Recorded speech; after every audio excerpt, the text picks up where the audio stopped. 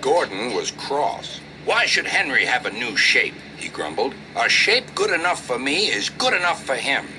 He goes gallivanting off, leaving us to do his work, and comes back saying how happy he feels. It's disgraceful. And there's another thing. Henry whistles too much.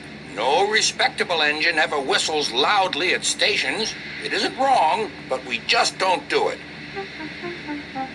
Poor Henry didn't feel happy anymore. "Never mind," whispered Percy. "I'm glad you're home again. I like your whistling." "Goodbye, Henry," called Gordon. "We're glad to have you with us again, but remember what I said." Later, Henry stopped at Edward's station. "Hello, Henry," said Edward. "You look splendid. I was pleased to hear your happy whistle yesterday." "Thank you, Edward," smiled Henry. "Shh! Can you hear something?" "It sounds like Gordon," said Edward, "and it ought to be Gordon. But Gordon never whistled like that." It was Gordon. He came rushing down the hill at a tremendous rate. He didn't look at Henry, and he didn't look at Edward. He screamed straight through the station and disappeared.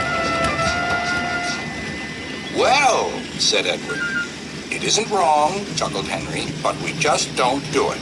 And he told Edward what Gordon had said.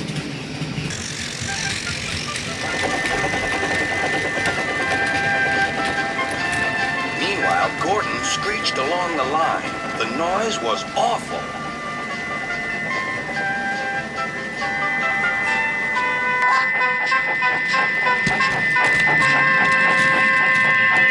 At the station, everyone covered their ears. Sir Topham Hatt covered his ears, too. "Take him away," he bellowed, "and stop that noise." Gordon puffed sadly away, but he wouldn't stop whistling until two fitters climbed up and knocked his whistle valve in place. That night, Gordon slunk into the shed. He was glad it was empty. "It isn't wrong," murmured Henry to no one in particular, "but we just don't do it." No one mentioned whistles.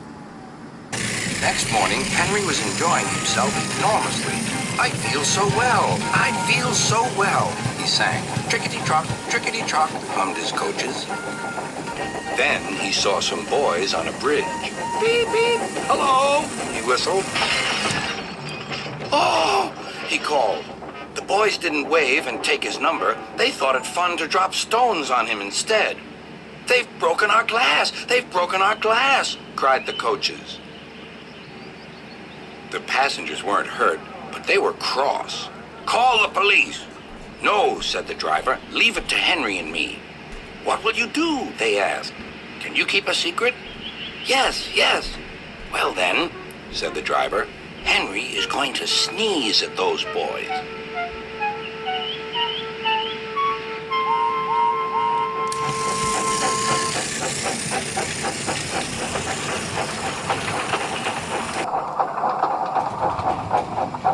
Lots of people were waiting at the station just before the bridge. They wanted to see what would happen.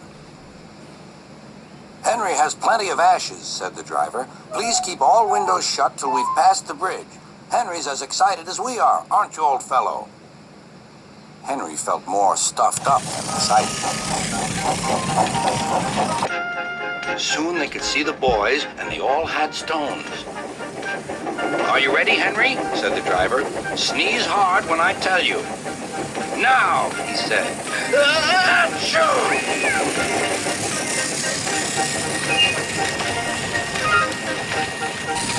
"Well done, Henry," laughed his driver.